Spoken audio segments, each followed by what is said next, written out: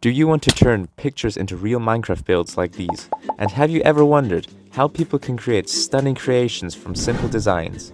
Well, I am happy to say that I have no answer to these questions, at least no easy solutions. Hear me out. This video aims to shed light on Minecraft building techniques that can take your builds to the next level. I will share all my knowledge about Minecraft building, which I hope you can benefit from as well. Here we go. To start a build, it helps 110% of the time to look for inspiration first. Once you have found a cool looking design, try to visualize the dimensions in different parts like this. It helps to group objects on the same level and differentiate them from different parts. This creates an ensemble of parts that you need to focus on individually. In this case, the focus is on the mysterious entrance to the structure, so this should be the first part we tackle. Now that you have chosen a group, take a closer look at the proportions. Look for similarities and symmetries, for example. The center is asymmetrical, so the width is an odd number. Now notice how the width is the same size as the height of the columns. This means it has to be square.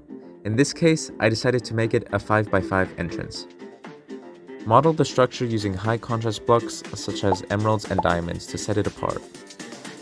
On the sides of the entrance, there is another 5x5 square, so the total width should be around 15 to 19 blocks. Now, I highly recommend using World Edit and Axiom, two free mods that make this process a lot easier. Using World Edit, copy and paste everything and create a cube. This is the foundation of the build. For the next part, we will focus mainly on the roof. First, try to follow the curved line on the edge with simple blocks. Once this is done, connect the line to the inner structure to form the roof.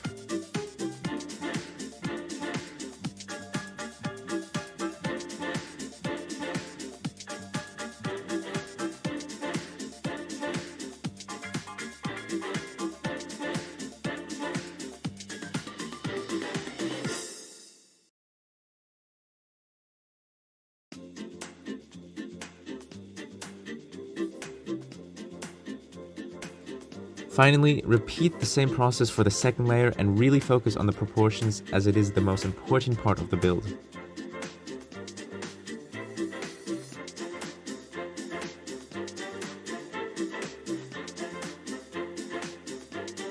Once you have finished modeling the building, it is time to add some color.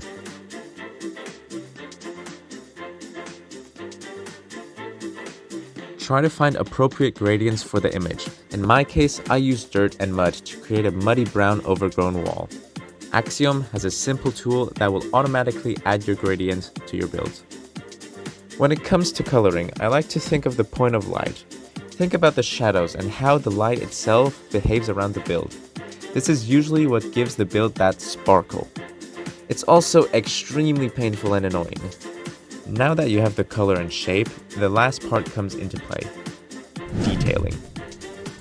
This is probably the most dreaded part of the process, as it involves techniques that seem impossible to recreate. So, nonetheless, when it comes to detailing, the most important aspect is the use of what are known as partial blocks. Slabs, stairs, fences, and glass are the most common partial blocks that already improve the build.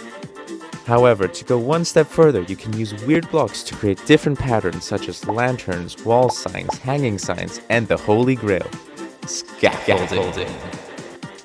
Combined, you can create stunning patterns like the ones in the pictures. I use scaffolding and tilted fence gates in front of them to create this grid on the sides. Play with them, overlap them, and explore different ideas. Over time, you will find cool patterns that you can apply to all your builds. This is detailing. Create a palette from which you can choose freely. But focus on the important things in the picture first and add your final artistic touch later. By now, your build should have improved and you can call it a day.